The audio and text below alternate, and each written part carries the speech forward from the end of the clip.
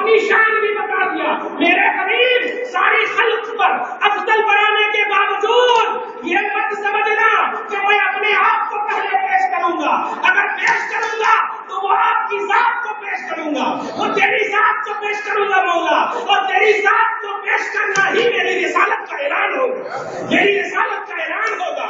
پیارے کیا سمجھتے ہو؟ کوئی بھی عمل آپ کرتے ہو بسم اللہ الرحمن الرحیم, ہر عمل میں بسم اللہ, ہر عمل میں بسم اللہ. یہ تو تصور مصطفیٰ ہے کہ تم ہر کام میں ابتدا میں اللہ کی ذات کو مقدم رکھو. بسم اللہ. توجہ کیجیے گا. تو جو لوگ نہیں مانے اس سے پہلے کہ نبی پاک کچھ بولتے, نبی پاک کچھ بولتے, سب کو جمع کرنے کہا گیا. کون کون لوگ ہیں جن کو دلائل چاہیے, جن کو دلیلیں چاہیے, وہ سب کو جمع کیا گیا اور کہا گیا ہاں مجھے دلیل چاہیے, مجھے دلیل چاہیے. توجہ دیجیے گا.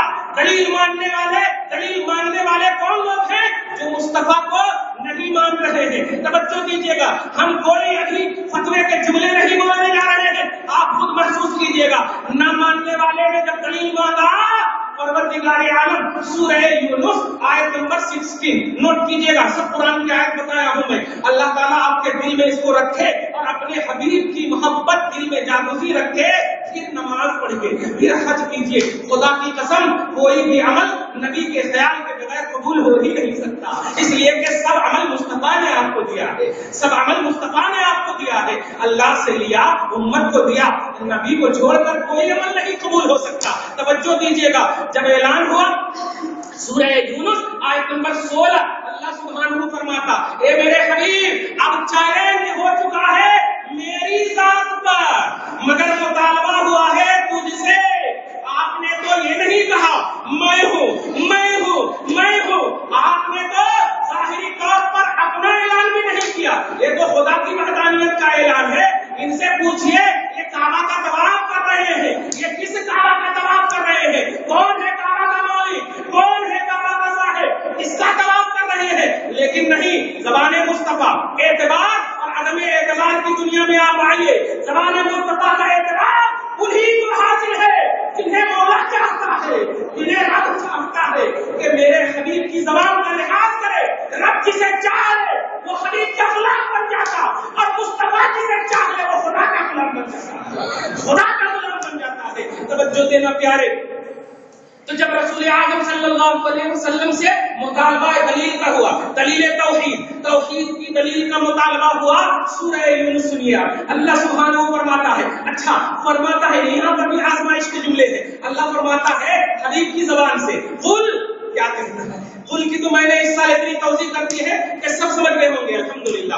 قل جب بھی بولا جاتا تو سامنے والا اعلان بڑا اہم ہوا کرتا ہے, سامنے والا اعلان بہت امپورٹنٹ ہوا کرتا, تب جا کر اللہ قل فرماتا. جیسے قل واللہ احد, اے حبیب آپ کہیے کہ اللہ ایک ہے. توجہ دیجیے گا. تو اللہ ایک ہونے کے اعلان سے پہلے مصطفیٰ چاہیے, اللہ کے رسول کا قول چاہیے, تب اللہ کا ایک ہونا متحقق ہوگا. توجہ دیجیے گا.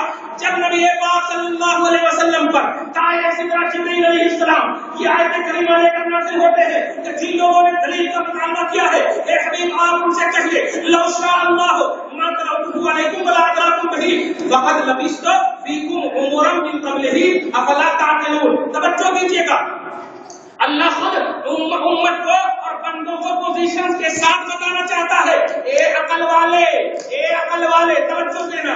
اللہ کہہ رہا ہے اے عقل رکھنے والے, اتنی بے عقلی کا کام کر رہے ہو. اے بچپن سے لے کر 39 ایئرس تک اعلان رسالت سے پہلے تک تم نے خود محمد کو سچا کہا, امانتیں لا کر رکھا کرتے تھے, اپنی تجارتیں لا کر رکھا کرتے تھے. خوب جا کر کے ایشو آرام کرتے تھے, باہر سوچتے تھے محمد کے پاس مال ہے, چوری نہیں ہو سکتا. تو نبی کو امانت دار تم نے کہا, نبی کو سچا تم نے کہا, نبی کو اچھا تم نے کہا. اعلان رسالت سے پہلے تم نے نبی کو سچا کہا.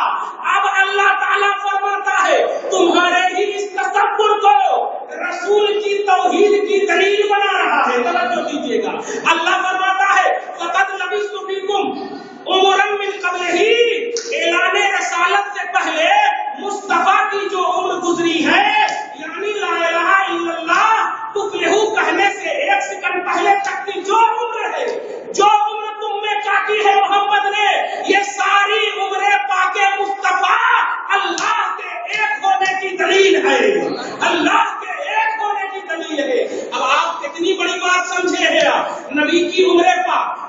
بچپن سے لے کر کے اعلان رسالت سے پہلے، یعنی بلکہ یوں سمجھیے خالص بشری زندگی عوامی سطح کے جملے ہیں یہ، خالص بشری زندگی، کیونکہ جب اعلان رسالت نہیں فرمایا تو نبوی زندگی کا بھی ظہور، نبوی زندگی کا اعلان کہا، تو نبی پاک کے اعلان نبوت سے پہلے کی جتنی عمر پاک ہے رسول اعظم کی، یہ ساری عمر پاک جو خالص بشری زندگی والی عمر پاک تھی، عوامی سوچ کی بنیاد پر اللہ نے اپنے ایک ہونے کی دلیل کا اعلان کر دیا ہے۔ سورہ یونس آیت نمبر 16 میں اللہ نے یہ اعلان کیا۔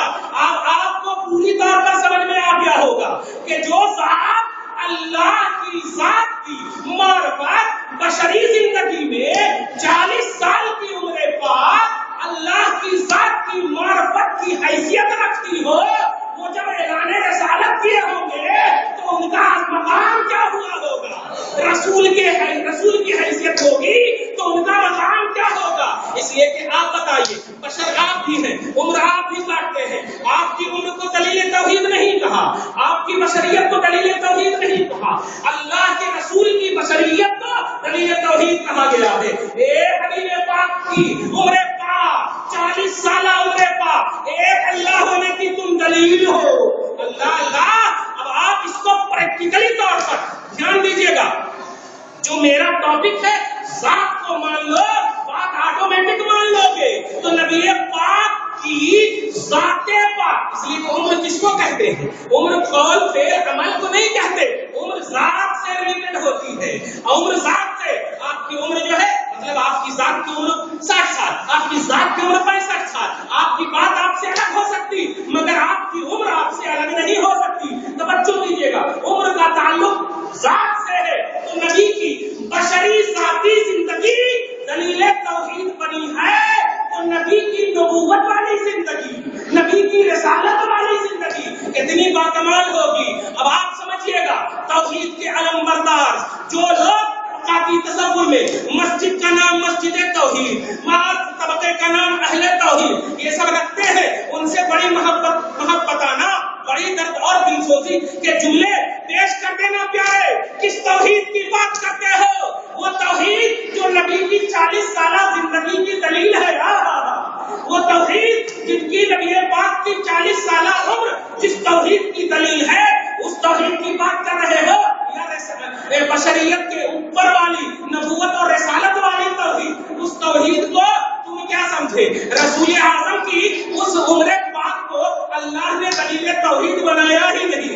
وہاں تو ظہور توحید ہے، وہاں تو مظاہر توحید ہے۔ توحید میں جو ظاہر ہونے والی چیزیں ہیں وہ سب اللہ تعالیٰ ظاہر کر رہا ہے۔ اب آپ خود سمجھ گئے ہوں گے کہ جو لوگ افعال کی بنیاد پر، کردار کی بنیاد پر، سیرتوں کے حوالے سے، اعمال کے حوالے سے جو باتیں کر رہے ہیں وہ کتنی غلط فہمی کے شکار ہیں۔ ون سائڈڈ فکر رکھنے والی یہ سوچ آج ہمیں مجبور کر رہی ہے رسوائی کی طرف جانے میں، انحطاط کی طرف جانے میں، کمزور کر رہی ہے، زیر کر رہی ہے پیارے۔ کیوں؟ اس لیے کہ درخت کی شاخوں کو لے لو گے اور جڑ کو چھوڑ دو گے تو اے شاخ، اگر جڑ کو چھوڑ کر تم اپنا وجود اور بقا چاہتی ہو تو کٹ کر نہیں چھوڑ، کٹ کر تم کبھی بھی اپنے وجود کو، اپنی سبزہ کو قائم نہیں رکھ سکتی۔ اس لیے ضروری ہے کہ ذات محمد جو اصل اعمال ہے، توجہ دیکھیے گا، ذات محمد جو اصل اعمال ہے، اعمال کی جڑ ہے، اگر اس کو صحیح رکھیں گے، اس کو صحیح پانی دیتے رہیں گے تو اعمال جو شاخوں کی دنیا ہے، اعمال جو شاخوں کی ٹہنیوں کی دنیا ہے، یہ ٹہنیاں آٹومیٹک ہری رہیں گی، آٹومیٹک ہری رہیں گی۔ اور اگر آپ نے اعمال کو الگ کر دیا، شاخوں کو الگ کر دیا تو وہ سوکھ جاتی ہے شاخیں جو اپنی جڑوں سے الگ ہو جاتی ہیں، اور سوکھی لکڑیاں صرف جلاون کے کام آتی ہے پیارے۔ اس لیے اگر چاہتے ہیں کہ آپ سبزہ دار رہے، آپ کی ہریالی باقی رہے، آپ کے ایمان و عقیدے کی ہریالی باقی رہے، تو اصل مصطفیٰ سے جڑ جائے، ذات مصطفیٰ سے جڑ جائے، آٹومیٹک شاخیں صحیح رہیں